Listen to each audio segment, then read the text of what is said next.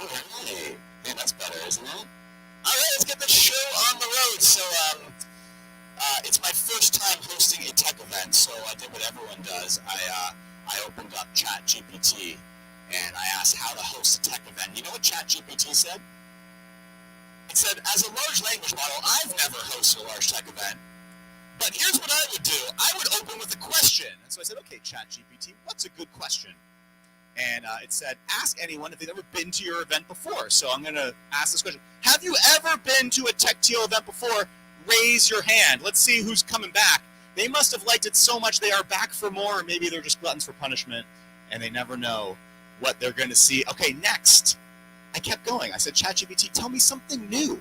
And they said, well, second, after you ask a question, you know what you should do? You should ask another question. I was like, all right, ChatGPT, we're done here. I'm canceling my subscription. Who is here for their very first time at a TechTO? Hold those hands up high. If your hand is not up, give these newbies a round of applause. Is that awesome? Unbelievable. This gentleman's here for his first time. He's got a coffee. He's relaxing. How did you hear about TechTO, sir? I heard it from my co-founder.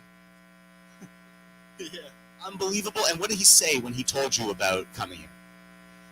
I think it's a great first-time event to meet a lot of young entrepreneurs, especially in the tech space, and see what's happening. Are those competitors for you? No, it's not necessarily. He says they're very unique and they're also raising. So if anyone here is ready to, yeah? The number one way that people hear about TechTO is from a friend or a co-founder. That counts. So if you have another friend or another co-founder, just the two of you, there go my growth plans. You can tell them to come because we do this event every single month. You're new here. That's the first time I'm seeing your face before. How did you hear about TechTO? Co-founder. No, stop it. Is that why you guys are laughing? You're also co-founders and friends. You guys are just co-founders, not friends. No. They're like, no. I wouldn't be caught. I wouldn't be caught dead. That is it. I've done my research. This is if I was a consultant, I would now draw a conclusion based on my N=2 observation. That is the way that we're growing. And why is it important that we grow this community? Let me tell you why. It's because the future of this city, of this province, of this country is going to be built by the people in this room. If we want to stay competitive, if we want to change the world, if we want to build a better future, we're going to do it with the smart people that are here today. And you know what? We need to welcome everybody into this future. It can't be just for people who've studied computer science at Waterloo, although some of you are here tonight, so thank you. Right?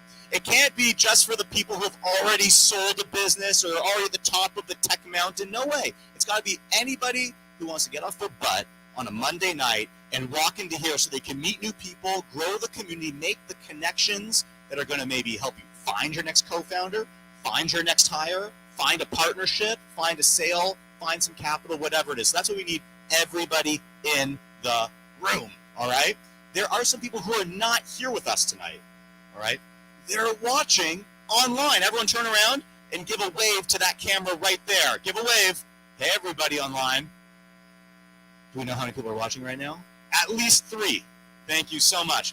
They are also going to be tuning in on social media. So if you are an X, Instagram, or my personal favorite, LinkedIn, you are going to use the hashtag TechTO so people can follow along. There's a little twist to that coming soon. There's what we're going to do tonight, all right? It's not just going to be me talking at you. There are going to be other people talking at you. And an opportunity to talk back, all right? There'll be opportunity to ask questions, to meet these new folks. There'll be opportunities for you to meet your neighbors and to meet each other at the after party too. It is going to be awesome. Now, I know some people are here just for the after party, Bosco, right? Yeah, he says no as he sips a beverage of unknown origin. Anything could be in there, all right? Now, that's why I will not reveal the location of the after party until the very end. It's a secret. But if you make it to the end, I will reveal the secret location of the after party, all right? So we have awesome speakers with us. And of course, to make this all possible, we are going to say thank you to 3 awesome sponsors. The first is, of course, our venue sponsor. It's Rotman, and here to say a little something about Rotman is Hussam. Is he around? Yes! Come on up, give him a round of applause as he makes his way to the front.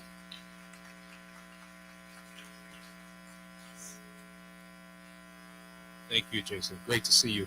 Hello, everyone. By way of introduction, my name is Yassaei. I help run a cybersecurity software company called TechTO, and I'm a faculty member here. So that said, welcome to Rotman, and thank you for being here today. It's great to have you in our venue, but also it's great for the Rotman community to be back. I've already spoken to a lot of alumni. So I just want to tell you a little sort of maybe selfish plug about what we are working on at Rotman. We are building a venture builder for aspiring entrepreneurs that are currently members of the Rotman, basically student body. So if you are a Rotman alumni, or if you are interested in being at Rotman to fulfill your MBA studies in the future, and you aspire to build a venture, we would like to talk to you. If you're an alumni or not, if you're a subject matter expert, we'd love to have you mentor some of those students.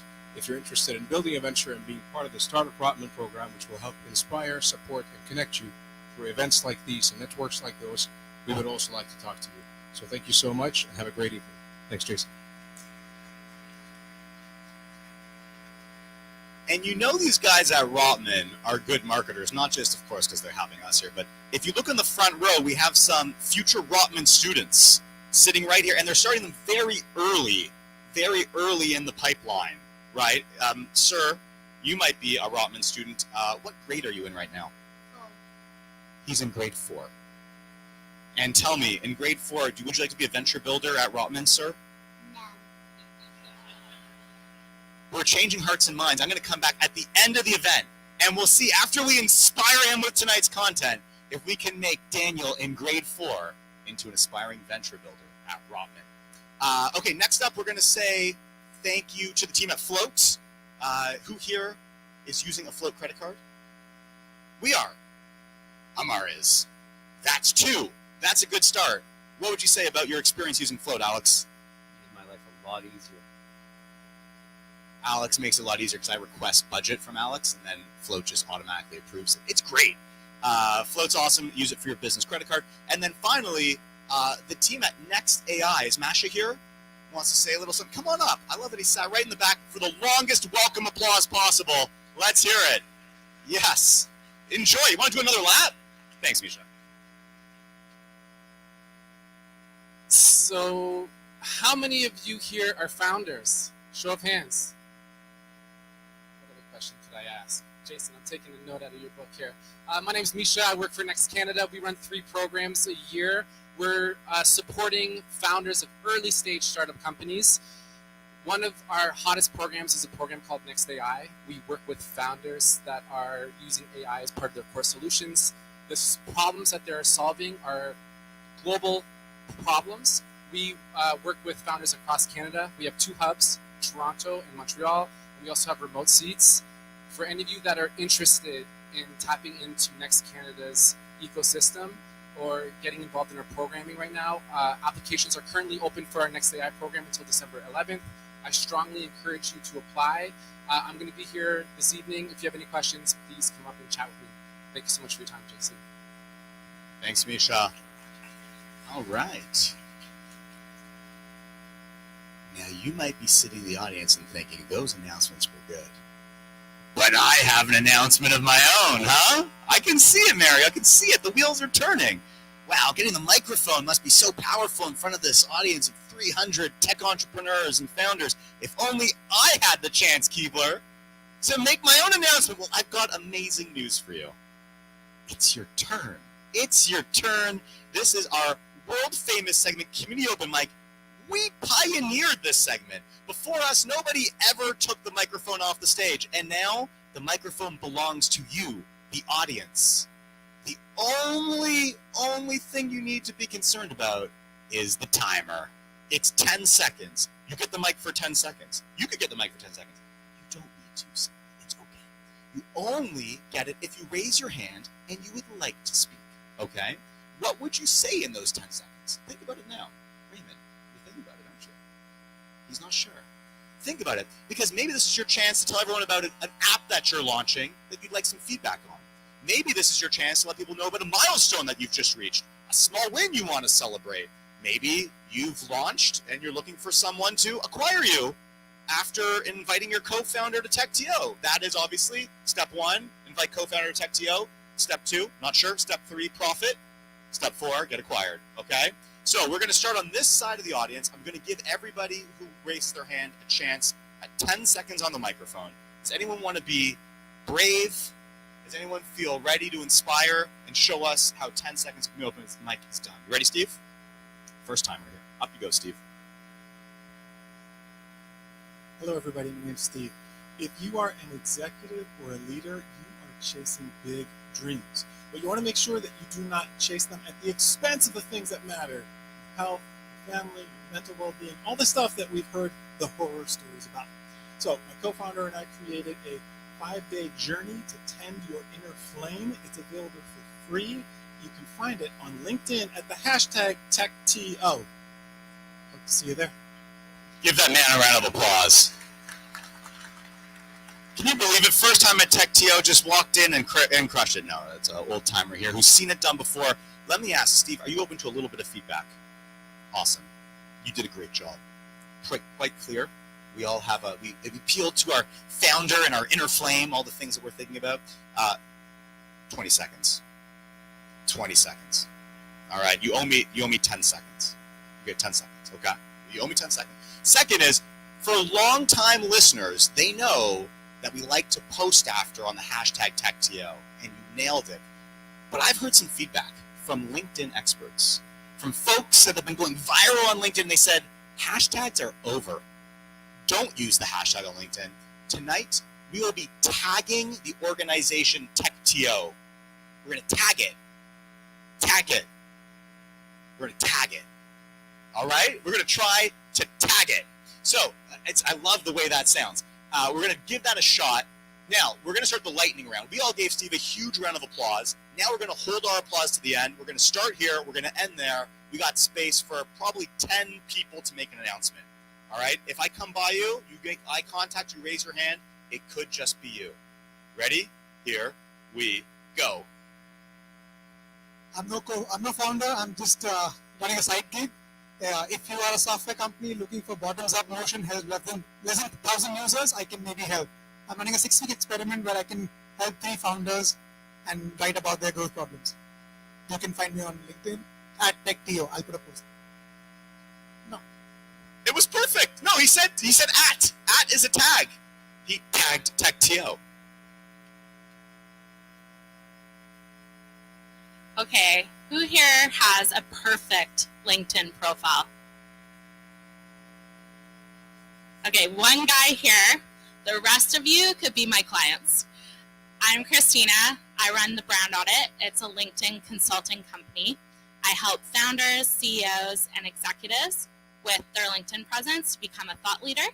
You can find me at www.thebrandaudit.ca or LinkedIn. Okay, thanks. And now you know where I got my secret LinkedIn tip. It's a tag. Hi everyone, my name's Jonathan, co-founder at Searchlist. We're an AI-based recruitment firm, and we're launching our MVP in 2 weeks. So check us out at searchlist.ca and join our waitlist. So the call to action is to join the waitlist. What are we going to get out of joining the waitlist? We've got to wait 2 weeks for the product. So what are we going to do in those 2 weeks? If you're a software engineer, we want to hear from you, and we want you to join us because we are recruiting for software engineers to start. For businesses who are hiring software engineers, we have an offer right now. We're on a contingency basis sourcing candidates for you at 2% of annual salary. Special deal. Hey, you think we can get a special deal for TechTO? 1%. Take it or leave it. 1%. It's going to drop every time someone speaks. 0.5%. That's our best offer. Hey everyone, I'm Sam, and I just wanted to share a fun update with you all. I'm the co-founder of ProactiveCitizen.org. In February of this year, I did my first open mic at TechTO, seeking out a technical partner, and can say that I have found my soulmate, but not thanks to the open mic, thanks to seeing a post on LinkedIn from Jason, which led to the results. So thank you, Jason. Man, you can give a round of applause for that. Hold on a second. Was that post with a hashtag or a tag? I don't think so. I think it was just a comment with that TechTO. Okay, the jury's out, LinkedIn experts. We're not sure, but I'm very excited for you. Congratulations. Hi everyone, my name is Harper. I'm from Graph Ventures. I'm here to look for seed stage SaaS or digital health startups. If you're looking for funding and seed stage, please talk to me. I need startups. Thank you. Those were all nervous chuckles from founders who are trying to raise. Who here is actively seeking funding right now? Hands up. Yes, yes. One co-founder is, the other co-founder isn't, always worrying. Always worrying. That's awesome. Hey guys, I'm sure we all like to smell good here. So I founded a company with my brother called thebalm.com, and we make fragrances that fit right in your pocket in a balm format.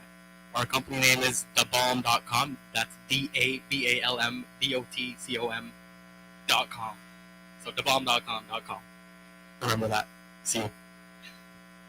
It's the voted the worst fragrance to bring on a plane with you. Because everyone's like, what's in your pocket? You're just like, oh, it's Da Balm. Hi everyone, I'm Suze, and Jackie and I are the co-founders of Sprout Family, Canada's first comprehensive solution for fertility and family building benefits. Now you're probably saying, I'm a business leader, I don't need fertility benefits, my employees aren't talking about it, but just because they aren't talking about it doesn't mean that they don't need that support. They are struggling in silence. So if you want to create a diverse and inclusive workforce, please come talk to us about joining our free beta program. 0.5%, that's our best offer. That was a free program. How come we're still paying contingency? I'm going to negotiate that guy down. All right, let's keep it going. Who else is up? You're all the way over there. I've already passed you, though. Hi, everyone. My name is Mika. I am not a co-founder, but I am a recent Queen's Commerce grad. I'm looking to break into the tech industry and would love to continue conversations after tonight. So add me on LinkedIn at Mika Backman.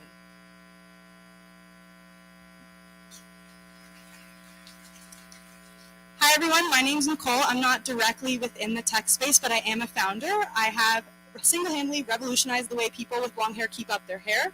My company name is Hairstrong, so everyone in this room, if you have long hair, come talk to me. Or if you know someone, I have 3 free samples to give away, so free gifts, right?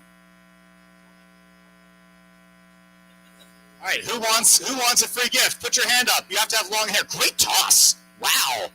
This is amazing. Let's get an action shot, Nero, of one flying across the... Yes! Whoa.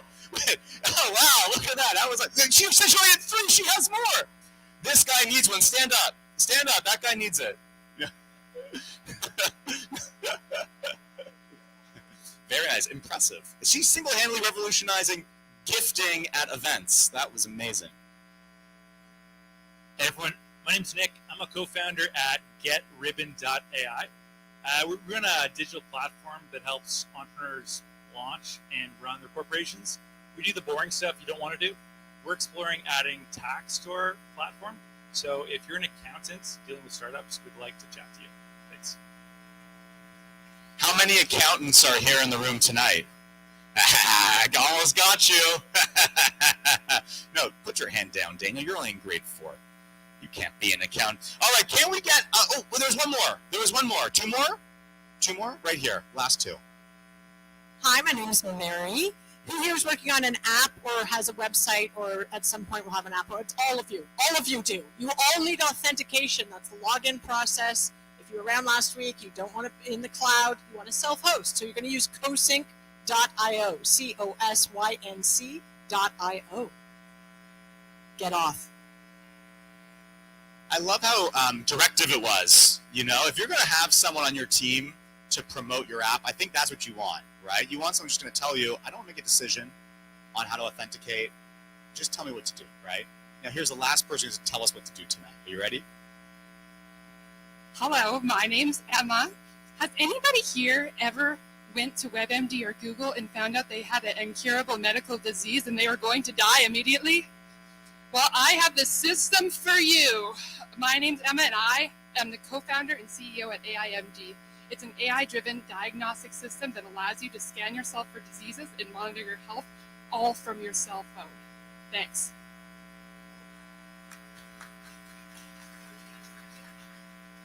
Last one, real last one, though. Hi, I'm Red Trent. I'm a venture scout at Level Ventures. I'm looking for founders or startups who are working in emerging technologies like AI, blockchain, and stuff. And if you need funding, go to levelup.vc or message me on LinkedIn. My name's Ramcharan Vapuri, and yeah, that's me. Unbelievable. I mean, he's looking for AI start. I don't want to cross the streams, but you could just turn around. They're right there. They're ready. The wallet is open. They're ready to go. So everyone who spoke tonight, even if you didn't get a chance to speak, now is a great time. Take your phone out, turn the ringer off, vibrate. Okay, not my favorite. I think we're all as a species beyond vibrate now. We get it. We can check our notifications after. This is the time we're going to keep our ears open, but we can have our eyes down as long as we are posting on LinkedIn using the tag TechTO. So if you spoke tonight, you are going to post what you spoke about right now on LinkedIn and tagging TechTO. And that way, if anyone opens their app and they go, "Ah, man, there was somebody who was revolutionizing the way that people wear their long hair. I just can't remember the name." You can just look up TechTO and you'll find that post. It's pretty amazing. Pretty cool. There's something about AI and doctors, but who remembers that when there was long hair being revolutionized tonight? Am I right? Yes. Oh, Valerie, you have beautiful long hair. I'm talking about is Jeffrey?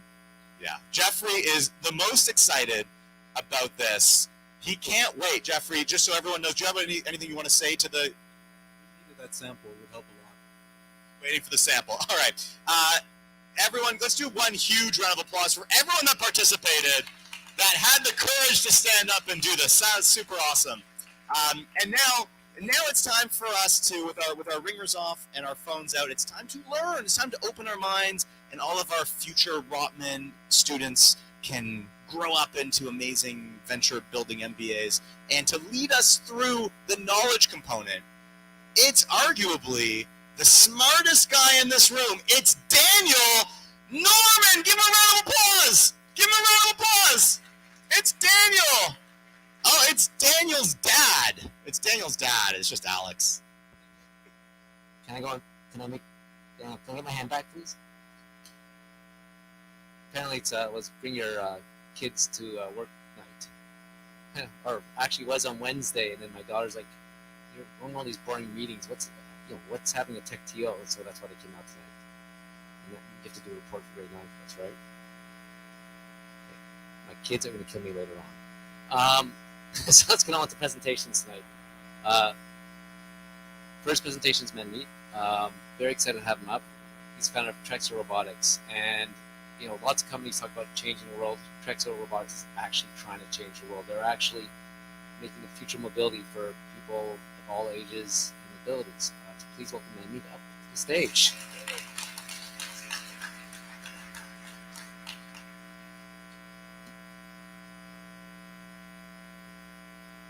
All right. Hey, everyone. How's it going? My name is Manmeet. I'm the CEO and co-founder at Trexo Robotics, where we're building wearable robotic legs to help children with disabilities learn to walk. So I have a background in robotics. I studied mechatronics from Waterloo with my co-founder, and then I came to Rotman to do my MBA, although I was probably working more on my startup than actually attending class here. So yeah, don't take my advice on what to do at Rotman. But a few years ago, I found out that my nephew Pranit was diagnosed with cerebral palsy and learned that he would never be able to walk. The thought of my nephew never taking his first steps or never running with other kids on the playground inspired me to find a solution. And as we started looking around, we realized there's just nothing out there. So we decided to use our robotics background to build something for my nephew. And that's how Trexo Robotics was started. So we built our very first prototype while I was at Rotman, and flew to India where my nephew is, tried it out with him, and watched him take some of his first steps using the Trexo.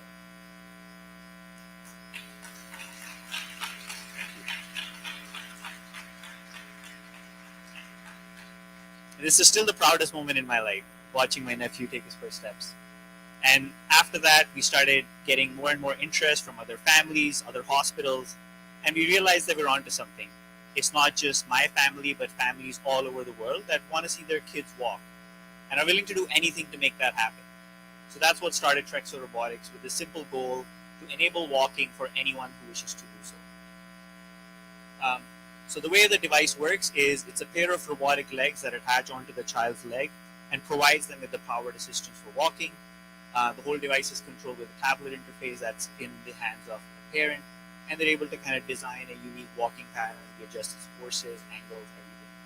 And the whole goal here is so that the child can use and get the benefits of walking every day at home, and also while being incorporated into everyday activities. Where are we today? We're working with some of the top hospitals all across North America, and also families now pretty much all over the world. I still get blown away every time I see this image, because what started with a simple idea has now started to really spread all over the world. We crossed a pretty cool milestone recently. All of our Trexo users have completed 60 million steps, which is enough to walk around the earth 3 times. So, super proud of that.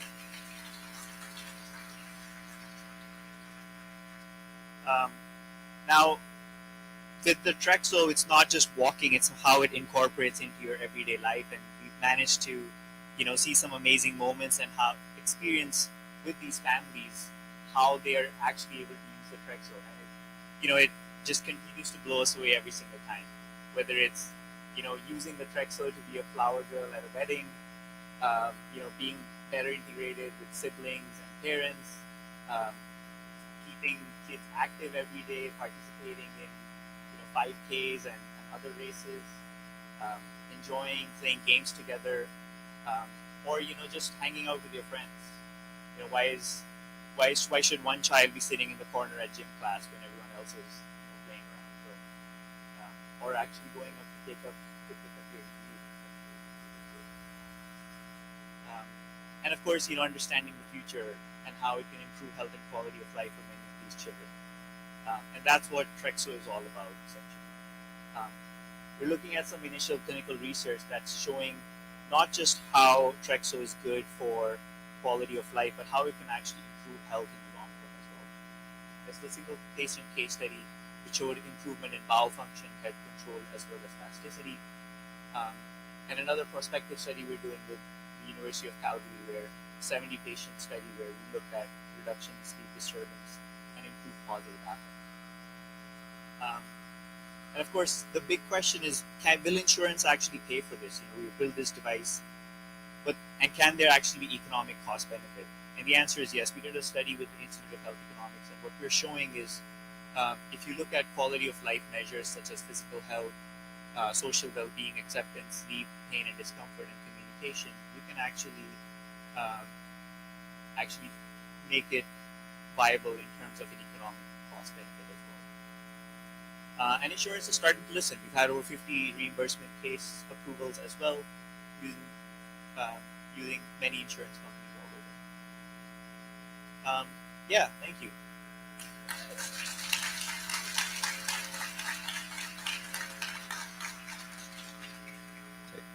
Jason gave me a mic, so I'm going to ask the first question.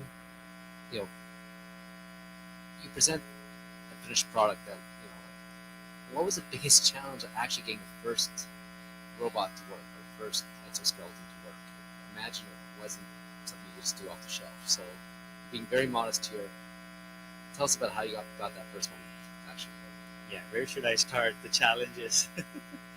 Turns out that building a robot that's going to attach to your body and help you walk is not that easy. And I remember the first prototype I built for Pranit, flew to India, tried out with him, and we had spent like months and months developing this thing, try it out with him, doesn't work. The motors are too underpowered, design flaws, and oh my god, what is this? Did I come all the way here just to be disappointed? I was feeling so down. The next morning I wake up, I'm watching videos of SpaceX rockets blowing up just to give myself some motivation. Pick myself up. Me and my co-founder, we go make a few more changes, try it out again, and we got the first step. And that kind of became a bit of a mantra, like just keep persevering through the downs, and you'll experience the highs, and the highs are just really high, because what you get to see is you get to witness the parents' reaction and the child's reaction when they're taking their first steps, which is just exceptional. Questions? Well, hey Mandy, it's Philip here, longtime fan, love the company, love what you guys are doing. What's kind of the vision for the company longer term? Once you kind of solve the mobility problem for kids, is it to make it slimmer, more sleek for kids, or to expand to other demographics like elderly or athletes? Can you talk a little bit about that? Thanks. Yeah. The vision of Trexo is to build the exoskeleton company of the world. We see a future where, wearable robotic legs are not just beneficial for children with disabilities, but adults with disabilities, the elderly population, or augmenting any sort of human effort. And that's the path that we want to lead and build the future for. What we've identified is that the best place to start is a children's market, so that's where we're beginning. We're building the largest database of human walking on Earth as well, and our goal is to use that data to solve some of the other challenges as well. Thank you. Let's give another round of applause.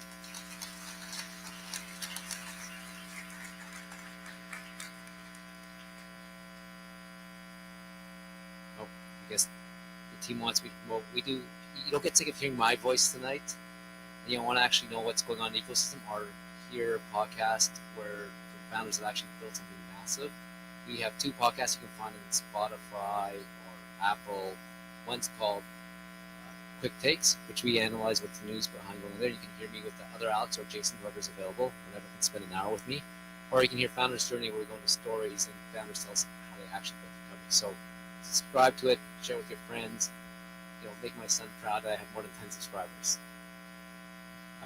Again, we also have a newsletter that goes out 3 times a week. Good news is you're all going to get it after today because we signed you up as someone that got a ticket to the event. So you'll get to hear more about what's going on in the ecosystem. That slide should say, don't unsubscribe. Don't. Who would unsubscribe?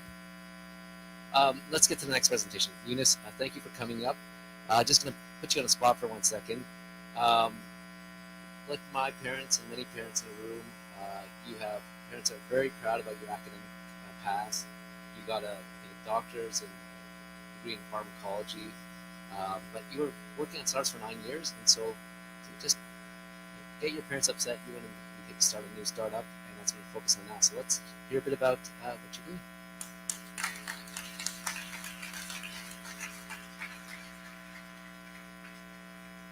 Hi everyone, nice to meet you all. My name is Eunice. I'm co-founder and CEO of Asepha. We build AI infrastructure for pharmacy companies. Like Alex mentioned, I started quite young. I was 15 when I was working on my first startup. Slowly throughout the years, I was working in digital media, private equity, and a lot of real estate marketing. But when it came time to come to university, I was like, I don't really want to study business. I already do business. Let's go into pharmacy. So I went into pharmacy, and I really connected in the healthcare space. And I ended up doing a lot of clinical work in the hospital. And in the hospital, I was taking care of this patient named Sarah. But I was also caring for Thomas, Rachel, Samantha, Matthew, Ali, Harrison, Robert, and Emily, all in one day. And as a healthcare professional, I felt frustrated because I couldn't provide them the highest quality care that I knew I was capable of due to time constraints in the current healthcare system. So we right now are working on AI infrastructure for healthcare companies, specifically to help them provide faster care, improve the workflows, and better the communication with patients. We operate with 3 different ICPs. In the pharmacy side, we create software that helps with follow-ups, documentation, providing patient education to greater their level of education on the medications that they take. In the therapeutic side, we create product recommenders and working with these companies to help increase the level of literacy with the products that they're consuming, such as skincare products, makeup, recreational products, etc. And in pharma companies, we're also working with them to do a lot of the marketing and sales and communicating that information. Why this is difficult is because in healthcare specifically, there's a lot of unstructured data. The backbone of medicine is built off of this clinical literature, which is comprised of 35 million unstructured documents. And every year there's 2 million more documents that are published. And think about how many times you have referenced WebMD onto Google and thought, oh my God, I have cancer. This information is not credible. So what we want to do is be able to structure this information and make it more readily accessible so people like you can find this high quality clinical evidence at your fingertips. Another issue with building in the healthcare space is there's a very high barrier to entry. Patient information is heavily guarded. You don't want your your information being leaked out anywhere. So we have to be extremely careful when working with this data, especially with newer, like buzzwordy products such as in the AI space. What makes us different is that our algorithm is trained specifically for healthcare use cases. So for ChatGPT, they would only test around 70% on the USMLE, which is the medical exam in the US, as well as the pharmacy exam in Canada. Google Bard only tests at 68. Other healthcare startups only test around 75, 84. But we have been able to train our data or our algorithm up to 92% accuracy. And with this, we are building these various products. The team is comprised of only 2 co-founders, myself and a co-founder, John, who has an AI background. Perfect split of AI and clinical. But we actually started building this product in a couple of accelerators, one of them being Next Canada, who was up here earlier, as well as Techstars Toronto, which has been a great help. Slowly, once we received some funding, we brought on some clinical peer reviewers to help in order to train our algorithm, as well as a software engineer with a machine learning background. And we're bringing on more and more advisors in the pharma space, as well as the pharmacy space. Sorry, I wanted to point out that he's quite lonely on the software side. But we just are bringing on another software engineer, so they're not as lonely anymore. So I skipped it. We actually only started 7 months ago, believe it or not. The journey has been moving really quickly. We were founded in the end of March of this year. At that time, we released a product. It was not working whatsoever. But we still got interest from some angel investment groups. So we went through our first due diligence call, which was terrible. But the good part was, and what I recommend to founders, is you go through due diligence calls because it helps you identify what problems are there in your companies and how you can better improve on those business models. We finally met in person as our full team in the Next Canada program in the beginning of May. And then finally our product actually worked, which is great. So we could start giving it out to users, and we started taking investor meetings really, really early on. Secured some investment, went through the Techstars program, and we started hiring and scaling out our team. And we ended the program in August as top company in Next Canada program. After that, we decided to Silicon Valley it. We moved into a hacker house together in September, and we started revenue generating in the middle of September. And we released more and more products, and now we're moving into different verticals as well. The way that we built the business model was based on a lot of assumptions. Number one was that the pharmacy space was better to go into than the medical space for our AI business model. Number one, because this faster go-to-market, and number two, because of recent regulation changes, allowing us to create that wedge and creating these solutions that are really needed. Another assumption was that in healthcare, AI is not ready to be used autonomously. So in order to have your foot in the door, you have to create more creative solutions in order to force clinicians to be interacting with it. Like, how many of you would be feeling secure if someone was using ChatGPT in order to help with your medical assessment? Probably not. But if you have created some kind of software that forces the clinician to interact with it, that's what we're working on building. Another assumption is that conjecture is what equals speed. The issue with AI is it moves really quickly. If you're an AI startup, sometimes you will wake up and be like, oh no, Microsoft replaced our entire product. So making these assumptions as to what is going to come next and building for the future instead of building for what is out there right now. For example, one thing that we're building towards and assuming that's going to be created is multimodal approaches. So things like text and videos and audio converting to text is how we're processing data right now. Later on, we predict that it's going to be released by AWS or Azure. Another thing is it's a purple ocean market. This is a mix of blue ocean, which is an untapped vertical, as well as red ocean, where you have a proven business model. And in the purple ocean market, you're essentially creating new solutions in a proven way, but in an untapped market. Yeah, and that's basically our journey at Asepha. It's been moving really quickly, but it's been great to innovate. And thank you so much for allowing me to speak here. Stay up there. Questions? Okay.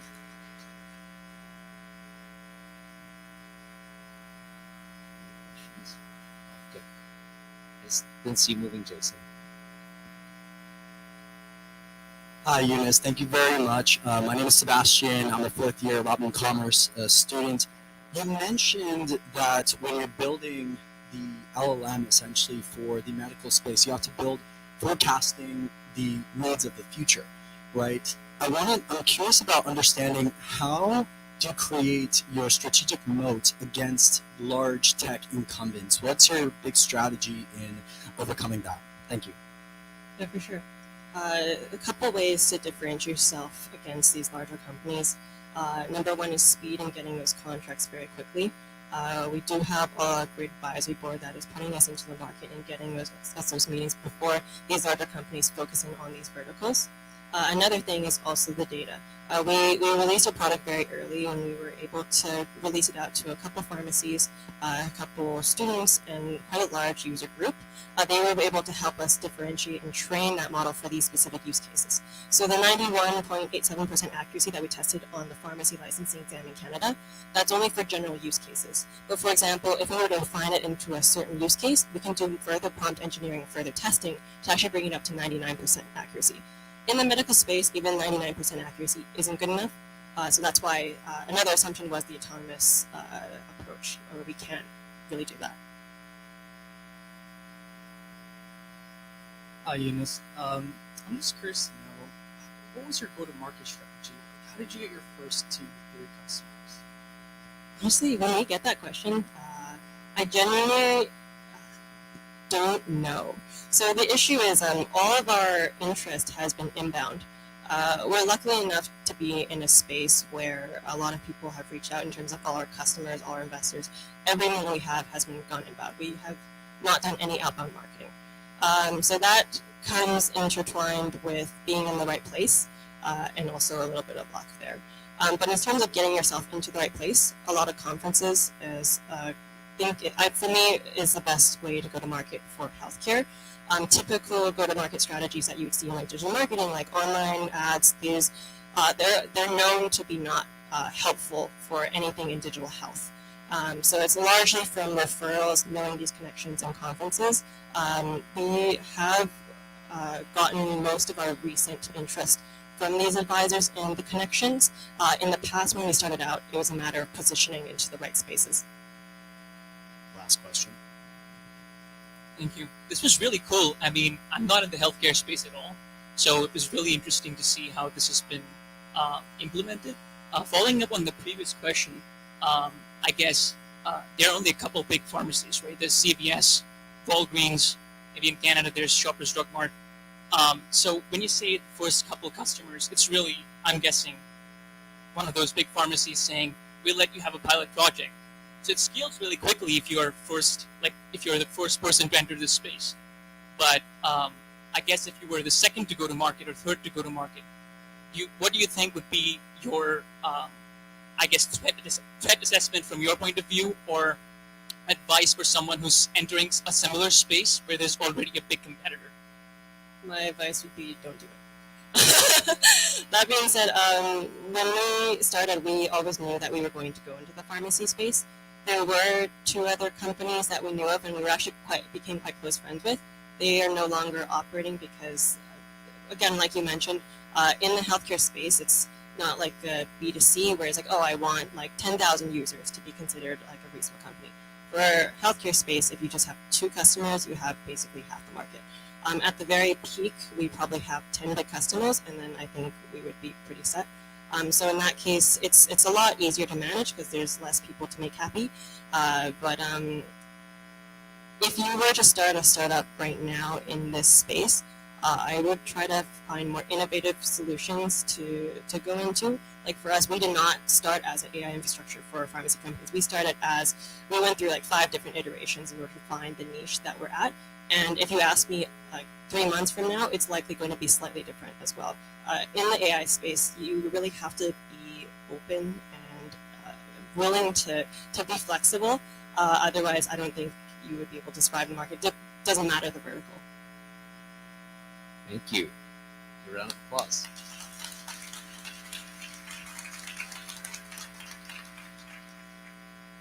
Before we get to our next presentation, we want you to learn something new, but we also want you to meet someone new. So take 3 minutes and talk to the person beside you that you do not know, and then we'll get back in 3 minutes.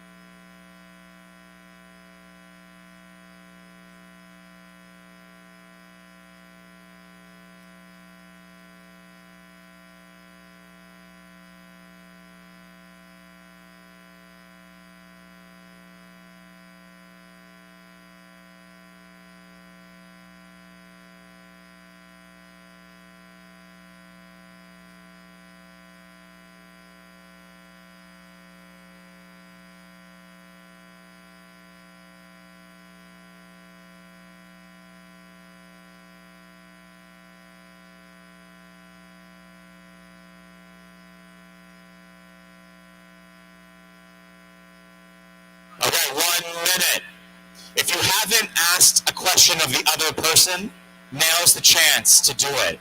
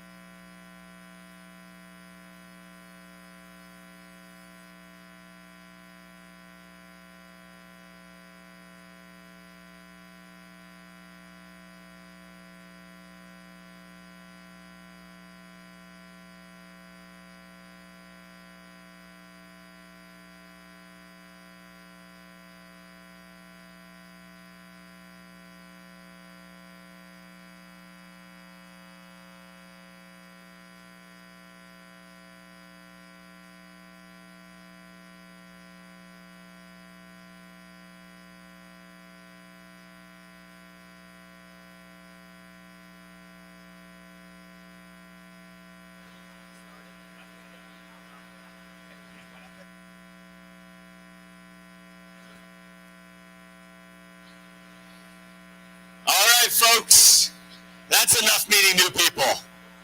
You've hit your quota. I'm going to need your attention right back up front. And if there is no emergency other than the emergency to learn. I gotta work on that. That one's not my favorite. All right, folks, I hope everyone had a good time meeting somebody new.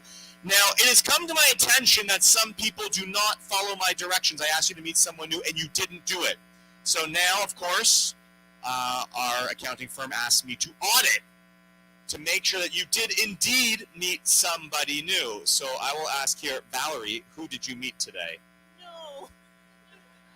See, and this is why you audit. You got to trust but verify, okay? If you're a founder out there, trust but verify. Valerie, who did you meet? I have a fish memory. I'm letting you know I'm really bad with names, but I met this wonderful lady here in front of me. And did you guys know each other beforehand? You didn't. Okay, that's okay. That's the first step. We met somebody new. Good news is she has a name tag right there. Suze. Okay. Do you remember anything about Suze? Tell us about Suze. So she's a co-founder of a company that they have been helping with insurance for fertility. Unbelievable. Give her a round of applause. That was incredible. Now, of course, debits and credits. You got to learn that at Rotman, Accounting 101. That's one side. Here's the other side. Suze, what'd you hear about Valerie? Well, she recently graduated from TMU, but she can't say TMU because people don't resonate with that, so she's also called Ryerson. But she's looking for a job as a software developer in the medical space. Unbelievable. Another round of applause. I think we nailed it, right? She's good. Do you take a commission? Are you going to be her agent? Find her the first job? 2%. It's 2%. Come on. That's what we call collusion. That's what we call collusion. All right, unbelievable. Now, look, if you enjoyed meeting somebody new and you think you want to do more of it, if you stick around to the end of the night, I will reveal the location of the secret after party. I can't say it out loud. Who knows where it will be? It will certainly, possibly, who knows, maybe be the same place as last month. I don't know. You have to wait. It's your house this time. It's not at my house. Definitely not. But this is an opportunity to continue the conversations. If you haven't already with your seatmate, you can silently add each other on LinkedIn as we go into our fireside chat for the evening. I'm going to welcome up Alex and Amar to have a conversation. Come on up, guys.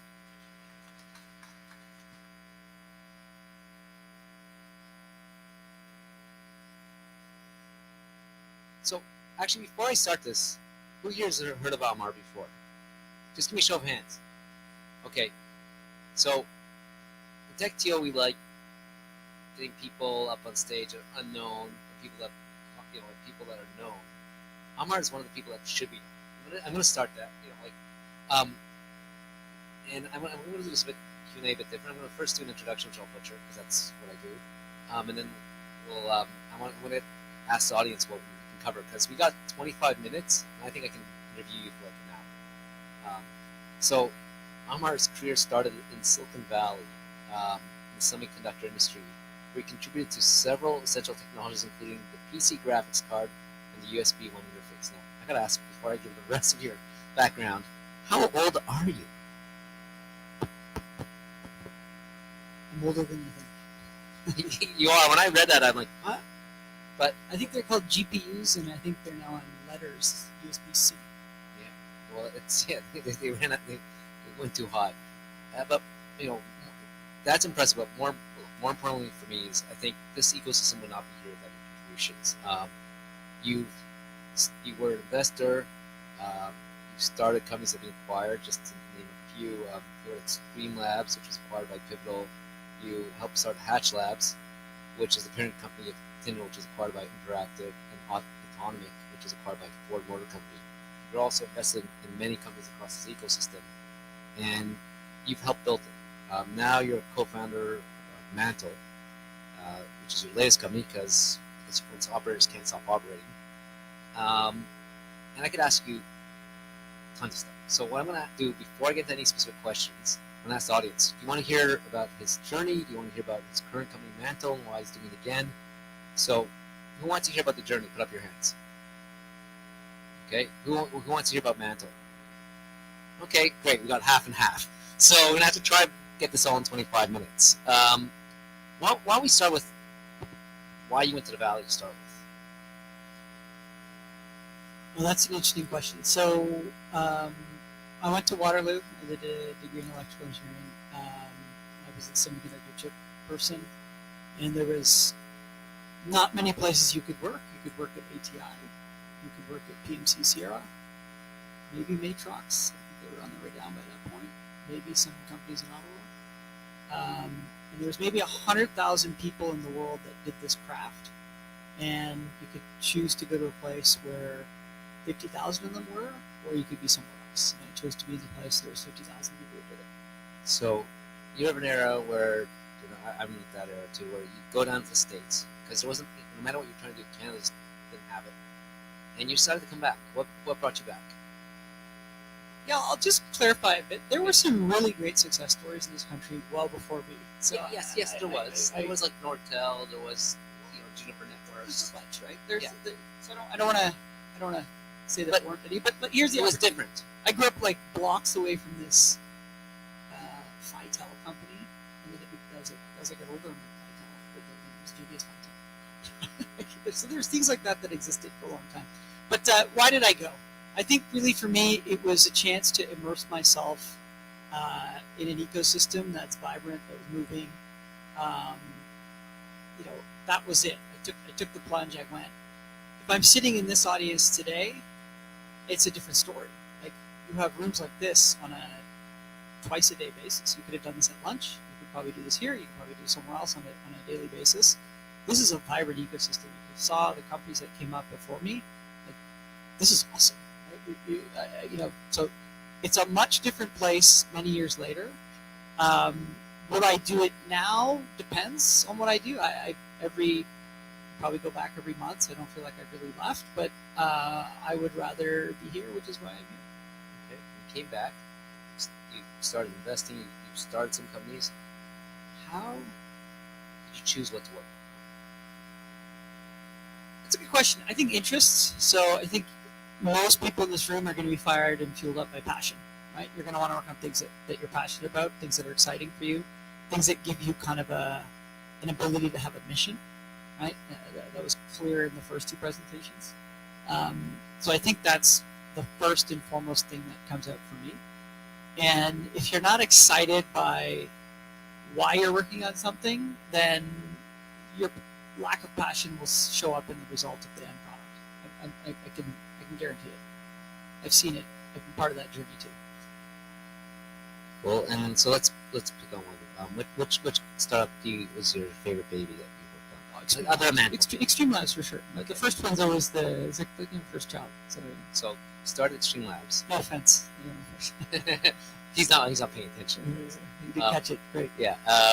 So you started Extreme Labs, and as as founder, what was the biggest challenge getting it off the ground? How do you know when you had something working? The biggest challenge is always getting going and started, right? I think by virtue of hearing people in this room saying, "I'm doing it," like there's 10 seminal moments in a company. One is usually the germination of the idea, combined with like filing those starting papers and quitting your job if you have one, or leaving school, or whatever it is, or not attending class. These are the first things that are there, and that's always the hardest because that gets you in the front door. And once you're in the front door, the world's your oyster. It's on you, right? And I think that's been the biggest challenge I've seen time and time again on founders. I meet tons of people with great ideas. Ideas are great. Your old employer was amazing at ideas. Implementing them is hard, right? It's really hard. And I think that's the like everybody wants the founder T-shirt because it's hard, right? Like you watch a space shuttle or a rocket blow up. That's hard. That's disheartening. Your first product doesn't work, or your first call with a customer is like no, right? These are things that shape you, and if it doesn't knock you down, you get back and you start running with it. And so you started Extreme Labs. What was the hardest setback, and what was the first signs of success? The first setback's always like, you can torture yourself, but when you hire somebody, that moral responsibility of like making payroll, providing a place where they can show up to work, proper equipment, you have to put in the work in an interface like off the API where people who come and work with you understand what they're plugging into, right? If it's like, you're gonna bring your own laptop, you're gonna show up when you want, where you want. It's different than saying, we start at this time, here's the equipment we're using, here's the tools we're using. Each choice is different, but you got to be very prescriptive.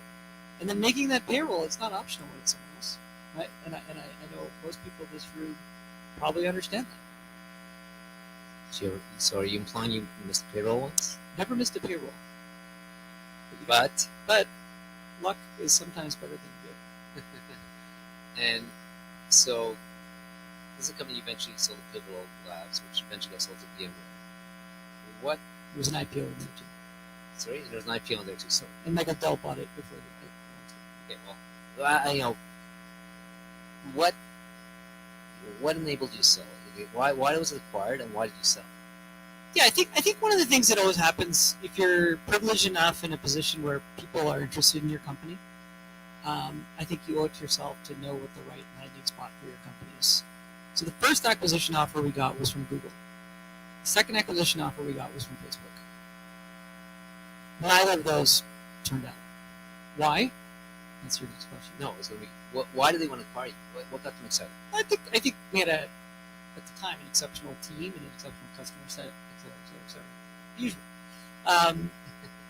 Those didn't work out because they weren't the right landing place for us. What they wanted to do in the post-acquisition story didn't resonate with what we wanted to do, what we thought we should have been doing. So a year or two later, when Paul Moritz came by, it was a much different conversation, and it just felt right.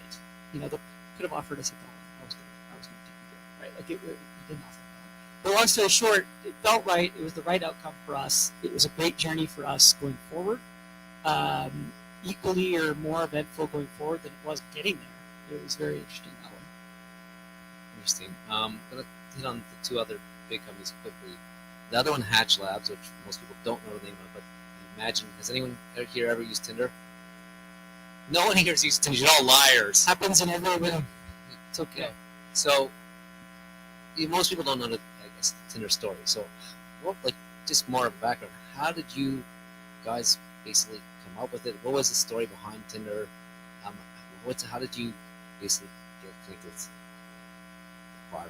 Yeah, so Extreme Labs was at the time, basically, if you look back, this would have been, 15 years ago now. It was a mobile application development company on the dawn of the App Store being launched. So outside of like fart apps and beer chugging apps, there was actual real productivity. There was an understanding of digital experiences that would be migrations from the web. There was no digital experiences that would be driven by location or other payment capabilities, things that are obvious today. So IAC Interactive Corp at the time had, I want to say 50 web properties, and Barry Diller really understood the media business transition to the internet. And that guy, he must be in his 80s, man. That guy just gets it. It's amazing how he just gets it. And then equally, we saw the shift from web property to mobile property because we were working with a lot of these groups, whether it was Facebook, Uber, Twitter, the NBA, the NFL, the newspaper, the bank. Like we were just working through them all. We're like, there's something going on here, and it wasn't just an incremental experience from a web browser to a phone. There was net new experiences like Instagram, for example. It's obvious today to look at this stuff. In the moment, what we said was, we really need a platform to understand how to take advantage of various features today and in the future. And I think it was said well in one of the previous presentations, like build for some of the future expectations and platforms, and you can make some assumptions. And that's what we started doing. Hatch was really built around that. There was 9 other pieces of trash, and to their credit, on Tinder, it was a mobile coupon company first. And it was like, they wanted to get olives at their local place in West Hollywood. And I was like, okay, sure. And what ended up happening is that morphed into the next idea because they weren't getting that traction. So, testing and using it is a better form of feedback than trying to get it perfect always, especially in most domains. Maybe not in medical advice and medical device, but like something in most of the domains we're involved in, like trying is better than perfection. And then, once this dating thing, it was kind of a nothing for a long time. And then in the Sochi Olympics, I don't know if anybody ever remembers this, I was like looking at the headlines, but I don't know how did Canada do today? Boom, the headline is everybody's using this app in the athlete village. I was like, okay. Who would have known this would have been a bigger headline than world records and Olympic records being smashed? That's when we knew we had something. Say that headline must have made you happy. Gonna get quick hits here because I'm trying to get this all in time before Jason gives me input. And I just said something I'm not supposed to say. Your next exit was autonomy. And what I understand from, I don't think it's from you, but from your staff, that I think Ford was a client, Pivotal Labs, so you had some insight on what the future of automotive was. So how do you go from there to starting? Yeah, so I have to ask this question now. Who has a car? Wow, that's it. Right? Like just that. So if I had told you that was the answer 10 years ago, you would have laughed. Maybe 15 years ago, right? Who here doesn't have a license? Who's above 18? Or 16? Okay. Yeah. So it's like a non-zero number again, right? These were the types of trends that I was observing in automobiles in the industry, like cost of manufacturing is a big one, so volumes, fleet businesses. These were all things that we were intimately involved with in working with Ford. And I was like, there's really 3 trends that I saw in automotive. One was on demand, call it Uber, electrification, call it Tesla, and then the autonomous piece, which we're still working through. So these were the 3 things I spent time on, and I was like, okay, in order to do this, there's an underlying substrate of a platform that needs to exist in order to do this, and that was connectivity. So I started a company around vehicle connectivity. In my first few months, I had a 8-figure contract to power every vehicle inside of the Ford Motor Company, recurring, growing every year, doubling. The reason the acquisition happened in the first year was the procurement people couldn't get the contract past the team. The threshold was too big, so they went away, and the acquisition team showed up, and it was an interesting game of poker. Who was bluffing? You or them? Neither was bluffing. I can tell you that. I can assure you that. The reality was it was a dance of how much. And it was a privileged position that, if you get, I feel very privileged to even talk about it. Like you get a position where it's like, you find a price that's fair, in air quotes, and both people will probably be, usually both people are left with something. I say in this case, we got a great deal, and years later, they've made billions of dollars off this technology. Do you regret selling? Not for an instant. I'll tell you why. Like I said, these companies always need the proper outcomes. In order to be a standalone public company, I would have had the numbers to do it with one customer, but that wouldn't have stood the test of time in the public domain. So it really would have needed not a Volkswagen, not a Toyota, not a Honda. It would have needed at least 5, or at least a channel partner through one of these big tier 1 suppliers like Bosch or something that has it. And that's, if anybody's ever sold to a car company in here, they can attest that that's a slog. So here you are, you sold that company. You've had a few exits. You've done the investment thing. You just enjoy life. Why did you start another company? You know, I saw that in the notes, and I wanted to say this. I'm enjoying it. I'm having a fucking time. So that's the first thing I'll say. I will say this.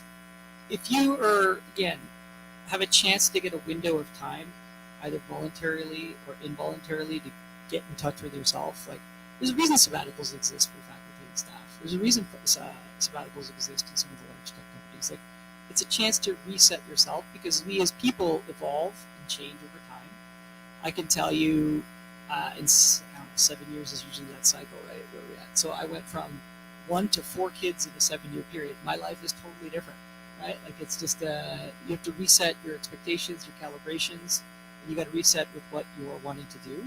And I feel like with what I'm building now, you know, I was in those seats my entire life, and I'm having the privilege of sitting here, and I want to share everything I've done, good, bad, or indifferent, in this platform to help people so that they're not going to make some of the mistakes I make, and they're going to look like bosses as they go through it. So explain what Mantle is and why it exists.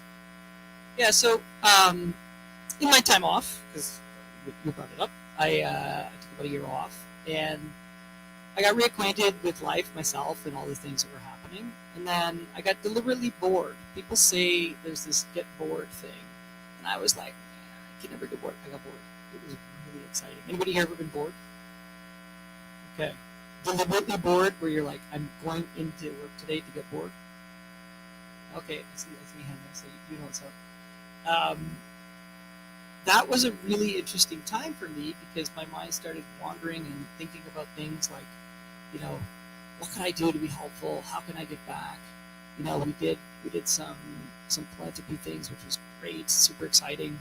But I don't work at those institutions, so it's not something that I can shape and work with every day. You know, the 50 phone calls to come join somebody to do something, this fund or that fund, it wasn't really what was resonating with me. So when I was bored, I was like, what do I want to do? What do I want to do? What am I good at? What am I excited? What can be my best work for the next decade? This is it. So the platform really is around helping founders operate their business, and it's really around instantiating a lot of the thought process that I've gone through in my journey through acquisitions, IPOs, exits, buying companies at other companies, investing, being a board member, all of these things, you know, working closely with lawyers. I probably paid more law firm fees than, you know, taxes that some people. Anyway, long story short.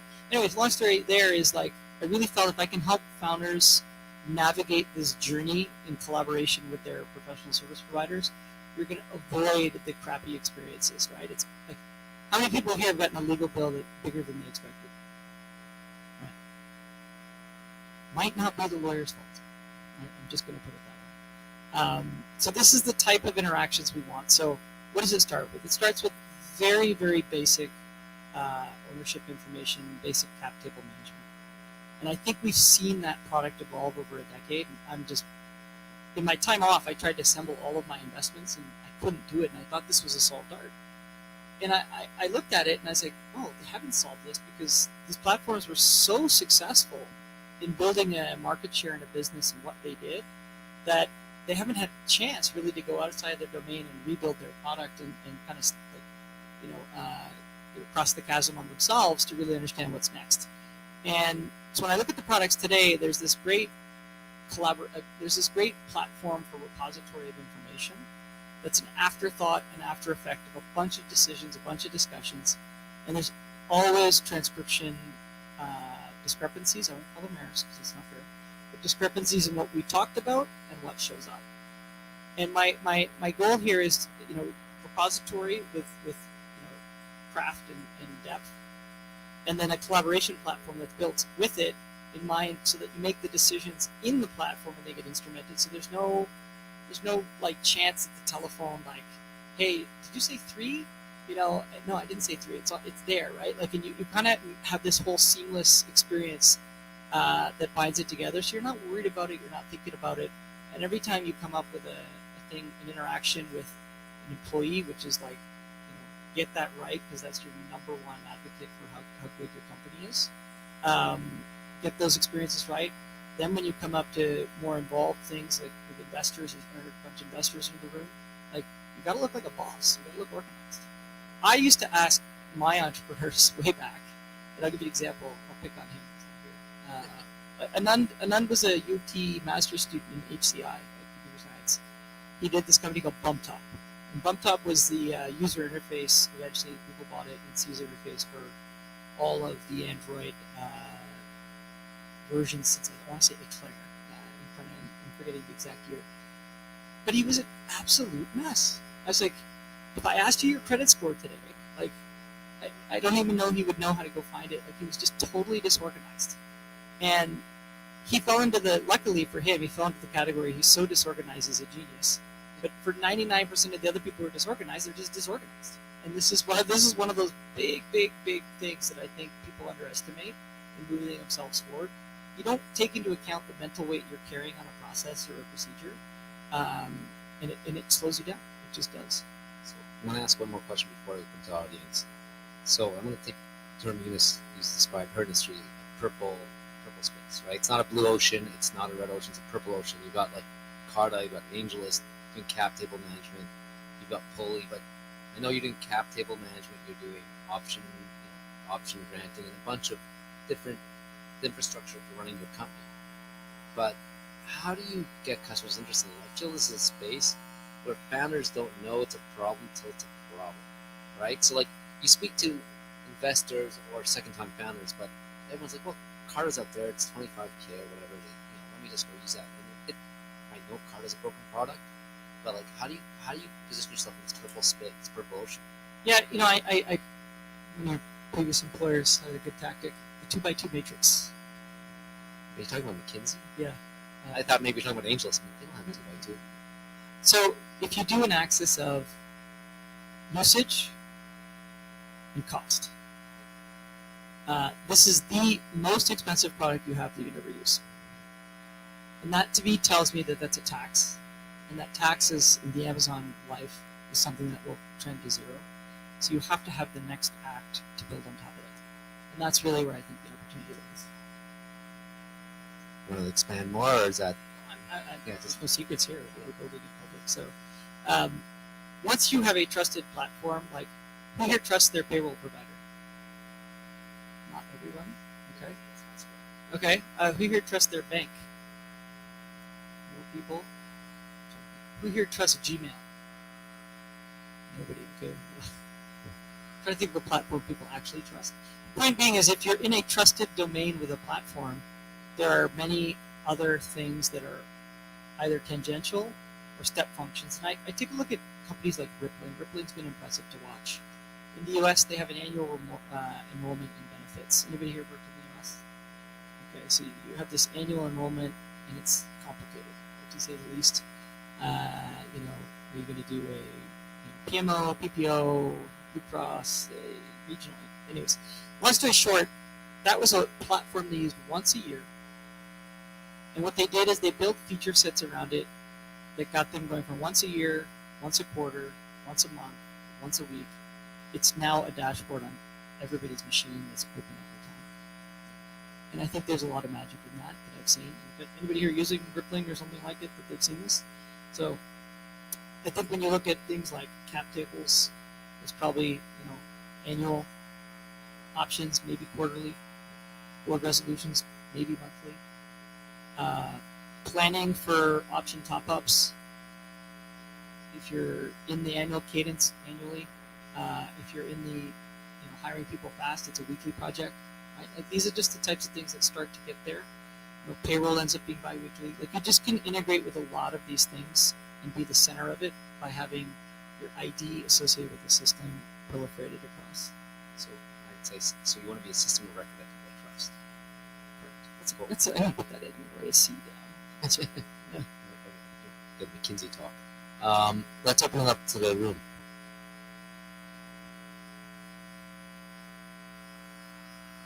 Thank you, Amar.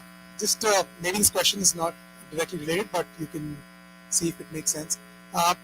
Since you're playing in the whole ownership problem space, and with AI companies coming in, the regulation not being clear, do you foresee this whole ownership model? Because I may want to pass the blame to somebody else. I don't own the promise anymore. I don't know how risky it's going to be. That whole ownership model of the future companies, I'm not talking about next 5 years, but next 10 years, is going to change the way things happened the last 10 years. Because the promises which I'm making today might not hold up tomorrow. So who owns up those promises? Just on those lines. Can you help me with an example on the promises? Like today, if I own the major stake in the company, and my AI does something which kills somebody, right? Like who's responsible for it? Like I'm responsible for it today. And when the board comes in, when the VC comes in, so do you feel that because there's so many unknowns, the whole ownership, just a perspective on will it change or will it remain the way it's been happening until now? I may not answer your question directly, but bear with me a second. I've been around long enough, as my age indicates, that how you do things is the most important thing. So if you're putting something out there, you cannot stand behind it, don't do it. I don't care what it is. I don't care if it's like, handing coffee off to somebody, recommending a diagnosis and a treatment for somebody. If you can't stand behind it and there's a risk in your reputation not being there, don't do it. And that's, to me, the fundamental thing in the core. Anybody here is a founder, don't do it. I'm going to jump in here because I think the question I heard was like, hey, with AI, the liability still to programmer past in the future might be, I guess, old cars with a driver. But I think liability always stays with the founder. Like you said, you got that your brand behind. You can get insurance. Anybody here an insurance broker? They're usually very wealthy. You can see them in the back. Like they'll sell you whatever insurance you want, right? But if you're going to claim that you're going to build something revolutionary and then run from it, I just don't know how that is. Actually, I do. It's not. Do one last question. Hi. So you mentioned moving out to the Bay Area, Silicon Valley, to be with the 50,000 practitioners of the craft, and that there's an ecosystem here where you don't necessarily have to leave to be with your people. What do we have in the Toronto area, the Canadian ecosystem, that is the equivalent of those 50,000 people that can create the critical mass for the ecosystem? So I think one thing in here that we're getting better at, like, we should do our best if there's somebody in the room offering a service that we need as a company to try it. We owe it to ourselves as a community to try it. You don't have to use it long term, but you should try it. You owe that to the person sitting to your right, to your left, behind you, in front of you. That's how these ecosystems happen. That's how they move fast. So I think that is the immediate thing that I see in this room that's capable, that probably wasn't possible, I don't know, 50, 20, maybe 20 years ago. It wasn't possible to do that. So I think that's things. So like somebody asked me about Float. I'm a customer of it. It's great. I initially didn't start using it. I tried it. We got there, right? So is it the best? I don't know. It works great for us, right? So these are the types of decisions and discussions. So if somebody here is a recruiting service, or somebody's trying to just you owe it to ourselves as a group to do that, and I think it's really important. The second thing I will say in this community that we have is we have a lot of people with global domain expertise now. I don't think that was necessarily broadly understood before. I think it's much broader now. And what does that mean? Like, you've seen people that have come from all parts of the world, people who've done business in multiple languages, multiple countries. Anybody here with a 1 million mile badge on Air Canada, they're probably somebody who's done business in different places and can tell you a lot. Find them, seek them out. They exist. They're just always on flights, and they're always here. And as Canadians, we sometimes tend to get attracted to being south of the border or abroad for market reasons. I get it. But we're here, and you could probably get lunch with some of those people, coffee, anytime. So I think there's a lot of those people that exist now that didn't exist. And then the other thing I will say, for better or worse, I've had a lot of success with concentrated ecosystems here. You see it in some areas, I don't know them all, but I'll pick some. You see them in banks. You see them in real estate products. You see them in the UHN and associated hospital networks. You see them in manufacturing domains. Like most of the cars in Detroit are either sub-assembled here, built here, badged there, shipped on a train to cross the border. Like it's all here, and this was all established well before we were around. So I think there's a lot of things that we can use, especially as we're going into some of these more advanced predictive tools. There's a whole host of things we can do. So I'd encourage you to take a look left, right, try out the products, try out the services, support each other, because I wouldn't be here if it wasn't for the groups that were here with me. Can I get a round of applause for Amar?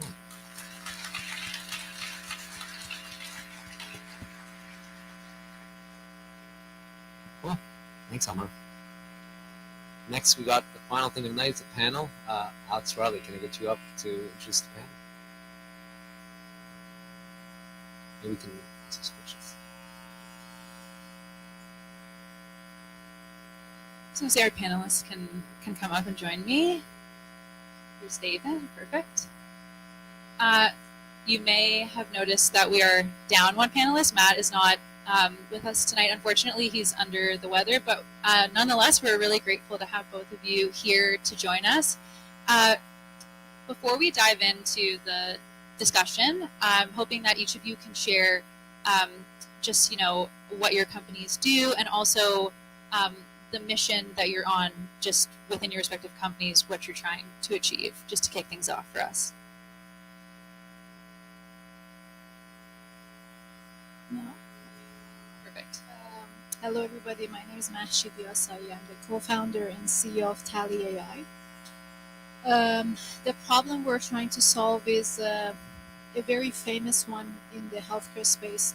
It's usually referred to as physician burnout and the great resignation of healthcare. The problem is basically that clinicians lose 10 to 15 hours of their time per week on documentation and administrative tasks. Just imagine, these are some of the smartest and most passionate people in high school. They went to school another 10 years after finishing high school to become doctors, and they lose so much time to data entry. And it's not just the time, it's just the frustration of the mundane and repetitive tasks they need to deal with after each patient visit. As patients, the way we experience this is that every time we go see our doctor will turn their back to us and they will start typing as we're talking to them. This is because they need to put a summary of the conversation into their software, both the structured and unstructured pieces.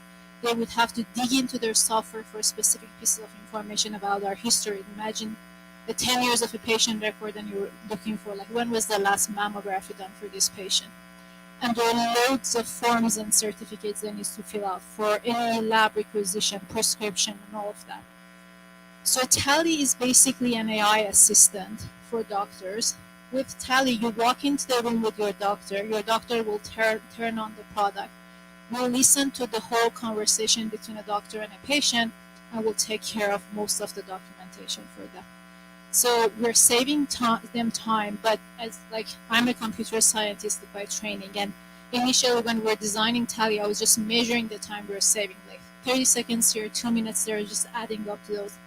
When we put the product in front of clinicians, they started telling us that they're getting back the joy of practice. They're enjoying having the eye-to-eye contact with their patients. That the product is helping with the trust with their patients. So all these other benefits of the product in terms of the quality of the care has been the result of just taking over this mundane and repetitive tasks out of the plate of clinicians. Thank you. David? Hi, I'm working on a problem that I think everyone has on their mind now, but didn't maybe before ChatGPT came out, which is that artificial intelligence is mostly garbage, and people want to put it in control of their lives. People are now trying to do this in very highly regulated large enterprises, and the systems that have been built up around this are largely very manual. So I'm working in compliance automation for artificial intelligence. So if you think about someone who's putting a product out that delivers a decision about whether you get a loan or not, it can't be biased, and people are starting to check. So we have banking customers, for example, that have bought fintech AI products. Regulators come by, and they have to prove that it's been put through the paces properly. It used to be that you could do that by having a line in a document that said legal signed off on it, so it's all good, but not anymore. This is true in healthcare. This is true in a lot of applications that you might not think about, like document scanning, where you take physical paper, use AI to translate it into structured information that then gets fed into systems that can put people at a disadvantage. And it's a global problem, and as regulation is now on the move, we've built out a system with a few very large logos out of internal audit, external audit, compliance, in order to be able to process the information needed to ensure that a product is in compliance with internal policies, things like ISO standards, NIST's AI risk management framework, and now a growing group of regulations. We have 120 global AI regulations at the moment, and that's just the very beginning of it. So it's an infrastructure play, infrastructure for ensuring that you have controls on your AI systems, that every time you do an update, it's at least as safe as it was before. And this is what ultimately is going to allow people to be able to put AI into the market. And so this is an infrastructure layer that we believe is hugely valuable and worth building. And Mahshid, question for you. So just in terms of staying competitive, how are you positioning Tally to doctors? How are you, getting it in front of them, and also selling this and getting them to use it? So we started as a product-led growth company. So our product is available on our website, so physicians can just go on our website, download, get it started on their own. And we really bet on physicians promoting the product among themselves when they see the benefit of the product. And it has really worked great. So about close to 20% of our new physicians coming to us are telling us that they heard about Tally from another physician. So I think we understood that physicians are not just the end users of the product. They are very influential in the decision-making process in hospitals and large clinic groups as well. But we're also very lucky that, Canadian primary care is, I think, close to 98% or so divided between three large organizations: Well Health, TELUS Health, and QHR.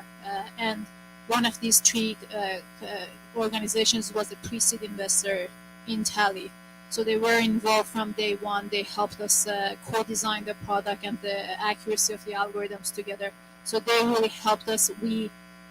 My first company was also a software company in healthcare, and we understood that it's very hard to break into healthcare as an outsider. You really need to have the partners and people that will help open doors, and I think that was a big part of our strategy from day one.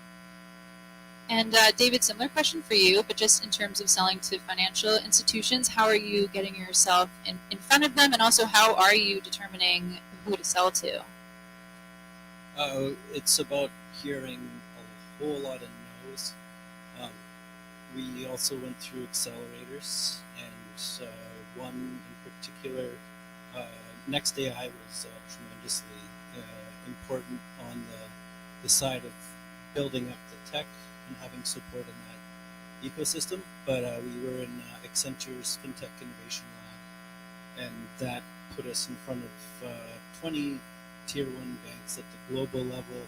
14 followed up, and we just basically had a This was early stage, so we just took a product that we had been building, as well as demos, Figmas, and so on. And we just had 1,000 meetings, and every single time people told us it was laughable, we asked why, how, and we changed it the next day. That was an insane period of time, but when we got out of it, we got a paid pilot with one of the very large Swiss banks, and then reputation allows you to move on from there. And I know you just touched on the Next AI program, so Mahshid, question for you around that. Why did you decide to join the program, and how did it personally impact Tally and your business? I heard about Next AI from another founder, founder of Babely. They were also Next AI alumni. She recommended that I join. And I think we were in the same program. Yes. 2021, yes. I think your co-founder was joining the sessions. It was a fully remote cohort, but still, I think there was a lot for me to learn. Very educational. Obviously, I haven't gone to a business school, and I always find myself learning new things, etc. But I think there was a lot that I learned around how methodical it is to actually run a business, and how there's just a strategic thinking about different aspects of it. But I think that was most of it for me. I don't know. Maybe David can share. If you have anything to add, David, yeah. No, I can leave it at that. Okay, I like it to the point. Yeah. So just another question that I'll get both of you to answer as well. Just as a marketer, I am always just curious about how you are marketing, and also how you tested just overall the go-to-market strategy, and if there's anything that you learned that was just very crucial from that strategy. Yeah, as I said, both in Canada and US, we picked a partner that would be our pillar partner, and this is one of the electronic medical record software or electronic health record software companies. There's a lot of consolidation. So these large companies, they don't own just one EMR. They have acquired, let's say, 7-8 different EMRs, and they operate maybe 20,000, 30,000 clinicians. So we partnered with them as a channel partner, not just an integration, but they would actually market and sell for us to all their physicians, and then we would do direct sales to the rest of the market. The reason it was, and this is in combination with the PLG, as I said, bottom to top, turning physicians to advocates for Tally, talking among themselves about the product. But the reason we went with the strategy that I mentioned was that our space is moving really fast. And just catching up with the growth of all these companies. Like as a small company, we're growing, but still very small. It is hard to have an army of salespeople that would go to Canada and US and sell for us, and we really needed these partners that we can basically get help from in distribution and sales. So and it really helped both in Canada and in the US, as I said, just covering that, generating some good volume revenue early on as we were building our direct sales team. So we haven't done a tremendous amount of marketing yet. That's strategic. We will be very soon. We built a basic brand. We put a lot of attention into the messaging, the branding. Had a very good advisor who had done national campaigns for Tim Hortons and such. But ultimately, in order to reach the hearts and minds of decision makers for large banks, we were more about the networking, the connections, having a crazy number of calls with as many people as we possibly could, because you can always connect yourself up into anywhere. You would be surprised that you could talk to anyone in the world if you just string a bunch of Zoom calls together. And once we are able to scale the product that we've been developing, we will certainly be, you'll see like the Vanta and the Drata type targeted messages. But right now it just doesn't make any economic sense. But definitely conferences and events like this. Awesome. So just in terms of, artificial intelligence as a whole, and since the AI hype cycle, obviously it has evolved a ton and is going to continue to change and evolve. So what challenges is this, I guess, offering up for your respective companies and markets? And also on the flip side, what opportunities are being presented with this evolution as well? So on our side, we started in 2020, and every time we were pitching the business before November 2022, people would say, well, obviously what you're doing makes sense, but can you actually do this? After November 2022, they would ask us, how are you different from another 20 companies that are doing the exact same thing? So I think it was, it helped us in the sense that the whole awareness around AI and what can be done helped us really, reducing the questions people would ask, like, is this possible? Like, how about accuracy? Well, what if this happens? People saw the power of these LLMs. And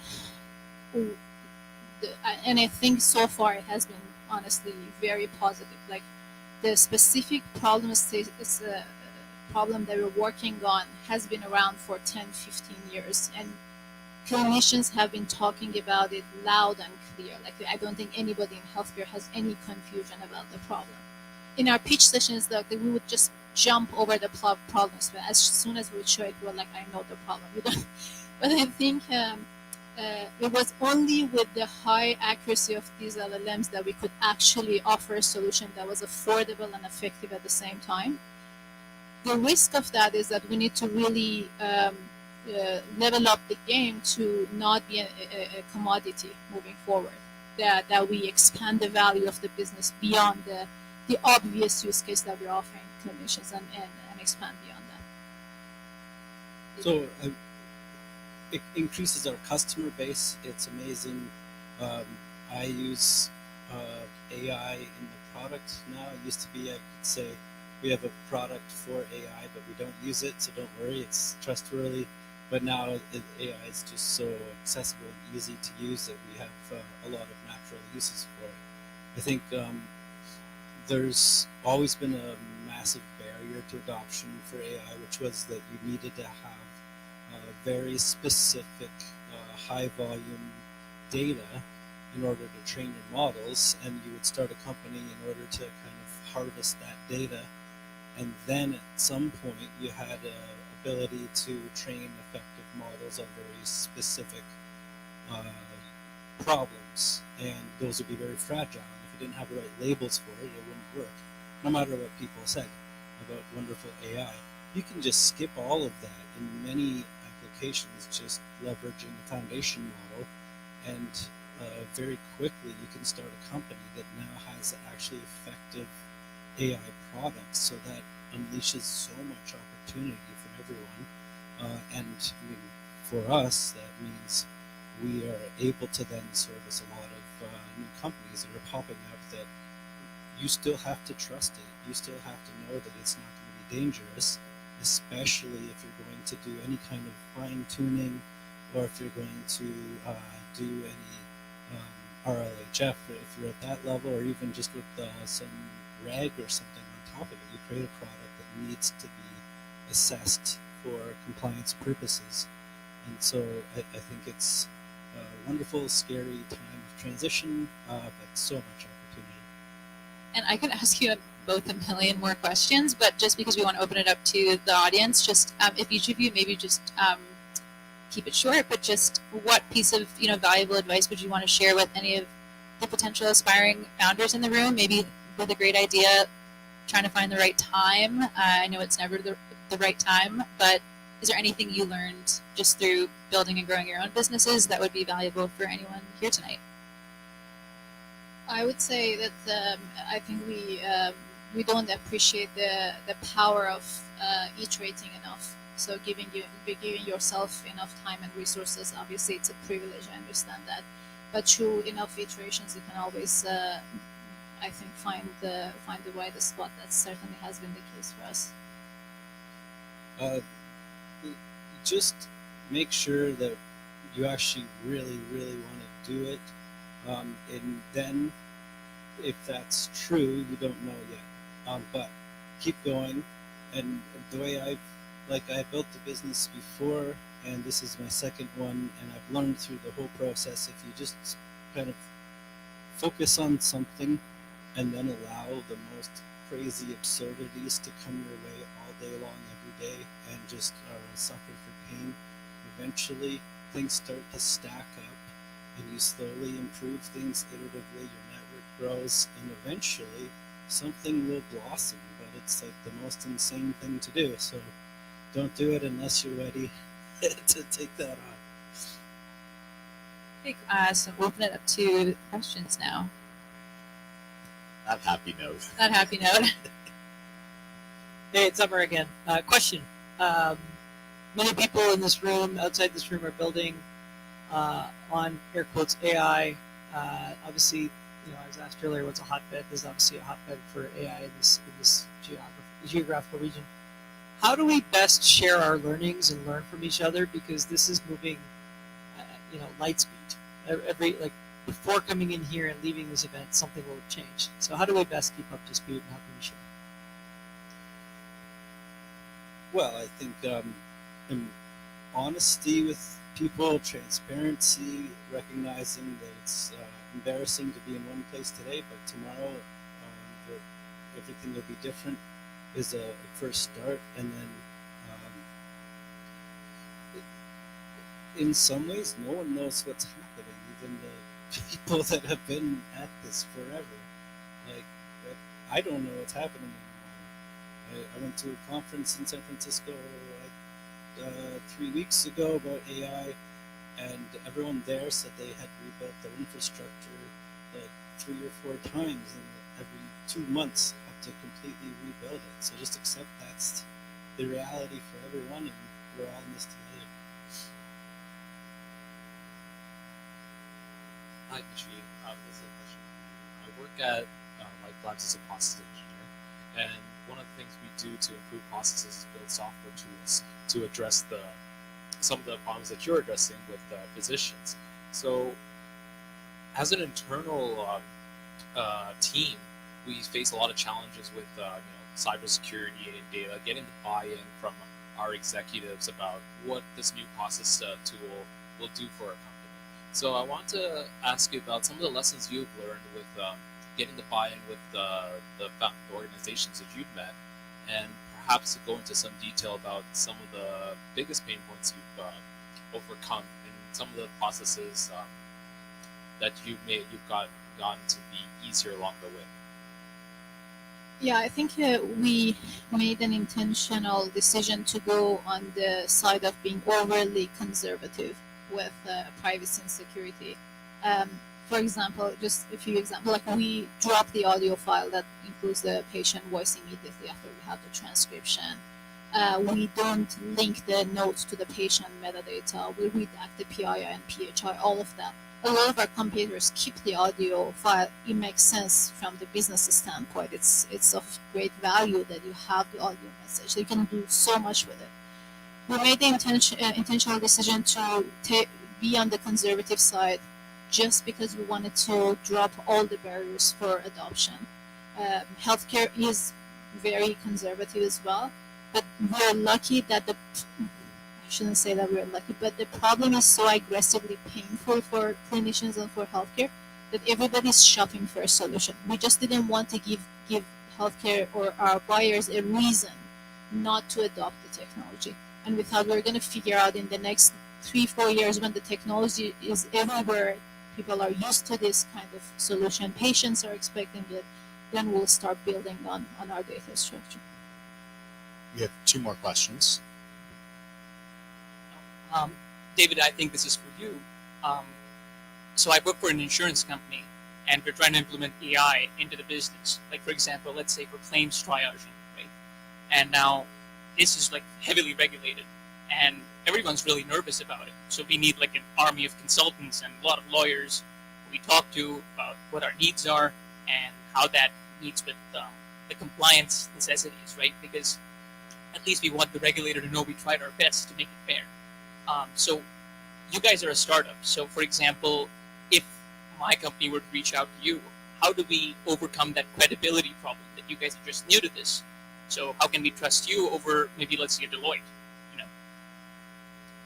So we have partners that helps a lot. We have already done this at some scale that helps a lot, and we've done this with bank regulators in the past, not insurance yet, but some of that will help.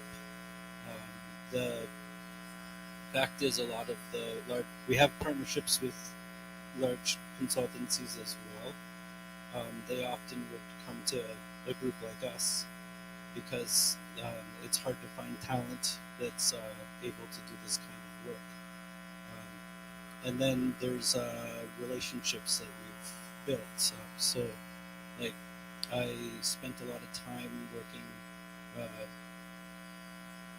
some good networks. So I gave talks at the Bank of Canada's Central Bank Audit Forum with 27 heads of central banking. I gave talks at NYU's School of Risk Management at a whole whackload of conferences. All of that kind of work ends up establishing trust in the company. But at the end of the day, no, I mean, it's a startup and people have to very often take a risk or see some value there that they can't get anywhere else. And I think automating it, allowing it to happen in a fraction of the time and not having to pay an army of EY people, to do basic statistical work sometimes sells itself. Colin. Yeah. Last question. So I run a social media agency, and we specialize in content for financial services. And often the biggest bottleneck is approval by compliance. Yeah. So do you foresee a day where you're playing a role in one, alleviating the bottleneck, not just specifically social, just making them more productive, more efficient, as well as what they're looking at from a compliance perspective, going beyond text to imagery, video, things like that? I'm wondering if you could speak to that a bit. Yeah, that bottleneck's been on our problem slide in many iterations and different visualizations. So 100%. If you want to get marketing copy out just to get it past compliance, sometimes you're way past when the campaign is on. We're just talking about text that you're placing somewhere. So if you're talking about an AI model, we have customers that have to deal with a vendor that updates the model once a month, but it could take 2 years to validate it. It's insane. So they don't even know which one's been validated at what point. So it's not sustainable, and that's why we have a business ahead of us. But so much of the work is just very repetitive, and so it is possible to platformatize it and to have humans involved at sign off and at various juncture points setting it up. But after the fact, it can run mostly automatically and get these things through fast. Okay, round of applause, please. Thanks, guys.